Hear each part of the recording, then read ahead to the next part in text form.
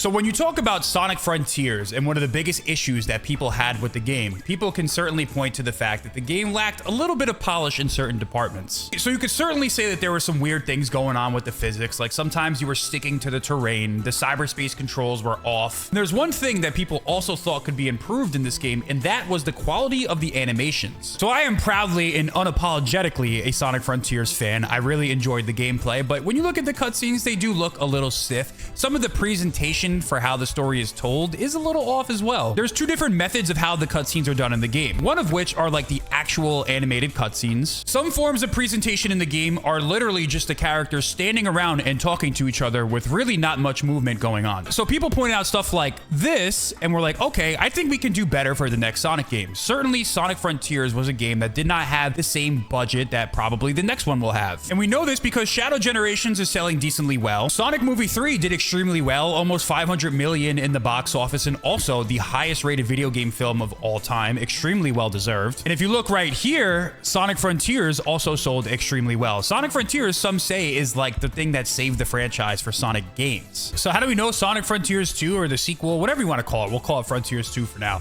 is going to have vastly improved animations and cutscenes and polish? Because, well, we already got that with Shadow Generations in a very small and limited capacity. Sure, the game's a side project, you know, something you can complete within like 2 hours or whatever. But ultimately, it shows that Sonic Team is hearing the feedback from the critics that the game lacks certain polish, the presentation could be better, and they've certainly applied that to the next game. And speaking of Shadow Generations, we've gotten a preview of what Sonic Team did in order to make these cutscenes look as good as they did. And if you think they did that for a spin-off, you can best believe they're going to do this for the next mainline game. So we have a post right here from the official SEGA account, and they talk about some of the development details for Sonic and Shadow Generations. There's a lot of fascinating stuff in here. If you look over to my right, you'll see the rig, and then if you look over to the left, you'll see how it looks in Unreal Engine 5. As you can see, they're playing around with different forms of animation. One of the things that they highlighted in this article is just exactly how they're animating these rigs. One of the things that's important to mention is that these are the old rigs. These are the old models, but they're kind of showing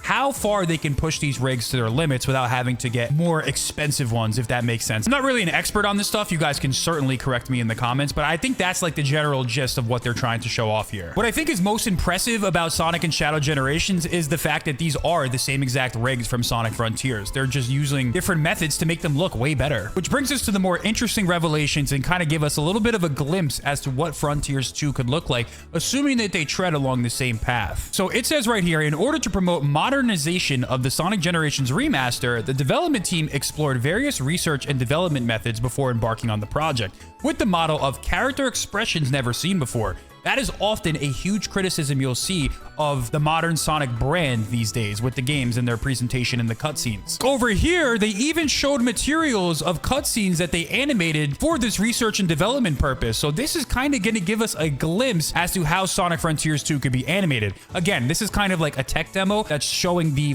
limits of the models that are currently available, but it's very interesting nonetheless. So if you take a look right here, we got Sonic. Look how squashy and stretchy he is in what looks to be Green Hill Zone, using his Frontiers model.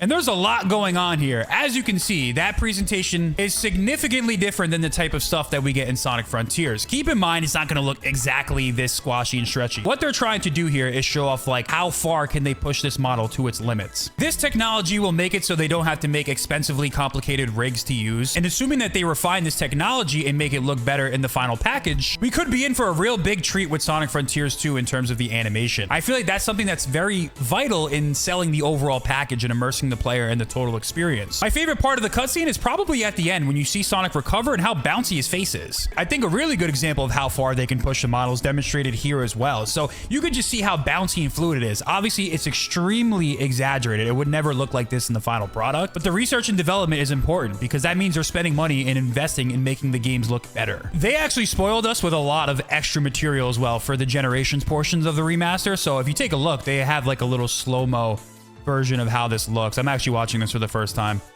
He hits some cool little poses. The cinematography is really good too. I like how they're handling the the shots and everything.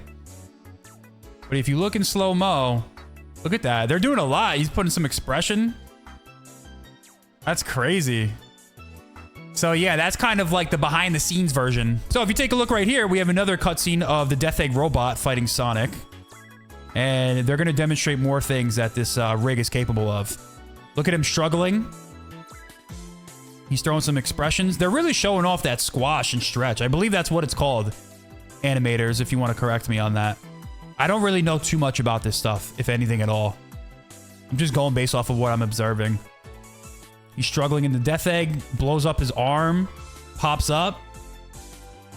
It would have been cool to see them reanimate some cutscenes in Generations, as opposed to what we got, but ultimately, I think this is much better use of their development resources, testing for the next game.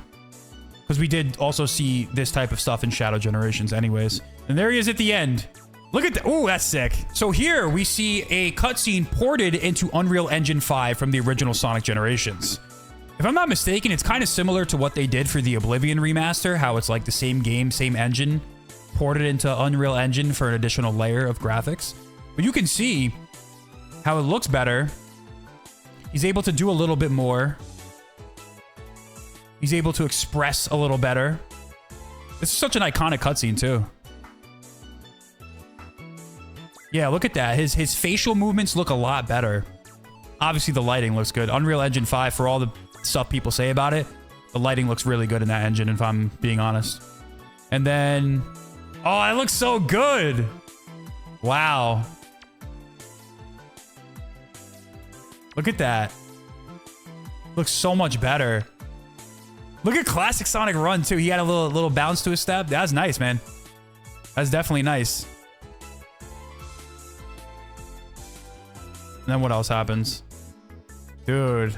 Guys, we're in for... Frontiers 2 is going to be crazy. And here is the final statement that really proves everything that we suspected. So, it says, and so, we've explored the development process behind this deformation shader technology. It was ultimately not decided to implement into Sonic and Shadow Generations. This was due in part to the use of different game engines between the two components of the title. Sonic Generations uses Hedgehog Engine 1, Shadow Generations uses Hedgehog Engine 2. Additionally, fan demand leaned heavily towards a faithful HD remaster of the original, which influenced the final decision. Although the feature wasn't realized on current-gen consoles, the groundwork laid through these exploratory efforts and visual experiments will undoubtedly feed into future projects. This glimpse into advanced visual techniques already hints at exciting possibilities for the next installment. So all of our suspicions have been confirmed. Sonic Team is growing, the budget is increasing, the technology is improving. Frontiers 2 could be the best Sonic game ever if we get it sometime in late 2026 or 2027. If this doesn't excite you for the next Sonic game, then I don't know what will. We have a lot of groundwork and testing and experimentation with the first Frontiers, which was kind of like a tech demo, refinement in Shadow Generations, and now the third kind of open zone-ish installment is poised to take all the lessons that they've learned so far and apply them for good. If you're interested in learning more history about Sonic, I have an amazing video, probably my best one yet, that you guys can watch right here in the end screen, ranking every single generation of Sonic games. It's a banger. It's an hour long. Make sure to watch this one next.